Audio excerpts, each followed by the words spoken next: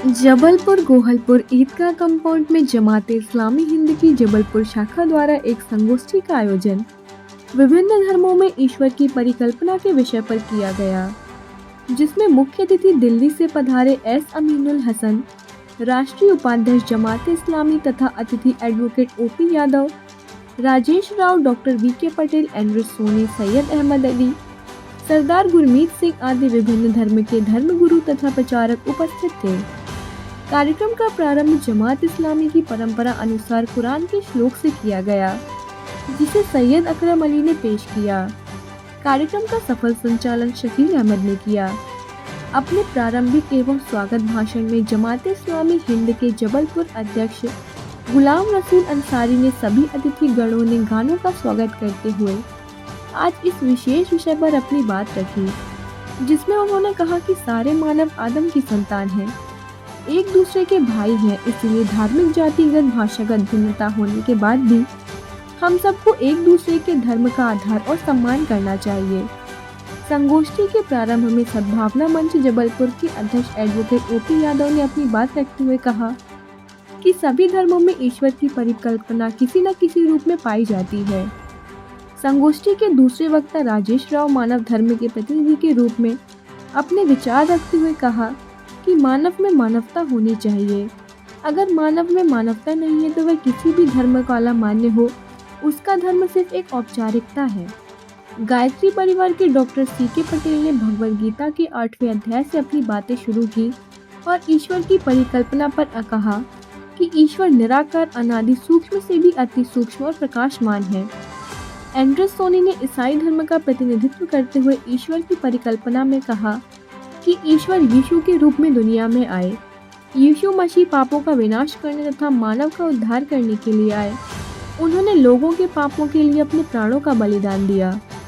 संगोष्ठी के अगले वक्ता सैयद अहमद अली इस्लाम धर्म का प्रतिनिधित्व करते हुए कहा कि इस्लाम में ईश्वर की परिकल्पना उसके द्वारा दी गई नेमतों को याद करके और उसके उपकारों को याद करते हुए ईश्वर को राजी करना है।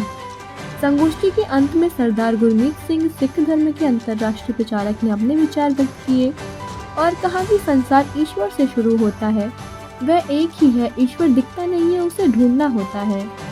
संगोष्ठी की अध्यक्षता कर रहे जमात इस्लामी हिंद के राष्ट्रीय उपाध्यक्ष एस अमीनुल हसन ने कहा कि अध्यक्षीय भाषण में जमात इस्लामी हिंद के राष्ट्रीय उपाध्यक्ष एस अमीनुल हसन सब ने कहा कि आज दुनिया की बड़ी आबादी किसी ईश्वर में आस्था नहीं रखती।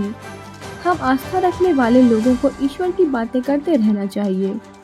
अंत में सभी वक्तागण और श्रोतागणों को धन्यवाद प्रस्तुत किया और जमात इस्लामी हिंद जबलपुर को इस आयोजन पर बधाई दी। इस सफल संगोष्ठी के आयोजन में कार्यकर्ताओं ने अपना भरपूर सहयोग प्रदान किया, जिसमें मुख्य रूप से शकील अहमद, इफ्तिखार इकबाल, इरफान वकार, लियाकत राशिद, शहनवाज फैसल, जोहेब अरशद, शफीक, इश्तियाक, सोहेल, एहतेशाम उल हक, ईदैन नौशाद, उमर फारूक, अयाज मेहंदी आदि। देखिए, जमात इस्लामी हिंद जबलपुर की तरफ से आज एक संगोष्ठी का आयोजन किया गया है, ये गोहलपुर थाने के करीब में, और ईश्वर की परिकल्पना विभिन्न धर्मों में, ये विषय है इसका। और ये विषय इसलिए रखा गया है कि भारत में बेशुमार धर्म रहते हैं, बहुत से धर्म के मानने वाले पाए जाते हैं। उनके दरमियान उसी वक्त दूरियां खत्म होंगी, उन्हीं के दरमियान जब मोहब्बत पैदा होगी, जब वो एक दूसरे के धर्म को जाने कि कौन सा धर्म क्या कहता है। इसलिए कि सारे भारत में जितने इंसान रहते हैं 140 करोड़, वो सब ईश्वर के बंदे हैं, सब ईश्वर को मानते हैं। तो ईश्वर का क्या तस्वुर है, क्या परिकल्पना है, ये हम जान सकें, इसलिए हमने आज जो है मुख्तलिफ़ धर्मों के, जिसके अंदर सनातन धर्म के लोग भी हैं, सिख धर्म के भी लोग हैं, बौद्ध धर्म के भी लोग हैं और क्रिश्चियन भी हैं, ऐसे तमाम धर्म गुरुओं को बुलाया गया है। और इसकी अध्यक्षता कर रहे हैं एस अमीनुल हसन साहब, जो जमात इस्लामी हिंद के उपाध्यक्ष हैं ऑल इंडिया। तो वो कर रहे हैं ताकि भाईचारा पैदा हो, आपस में मोहब्बत पैदा हो और एक दूसरे के बारे में जानकारियाँ हो, दूरियाँ ख़त्म हो और सब मिलजुल कर रह सकें। इसके लिए आयोजन किया गया है। नाम बता दीजिए। गुलाम रसूल, अध्यक्ष जमात इस्लामी हिंद जबलपुर।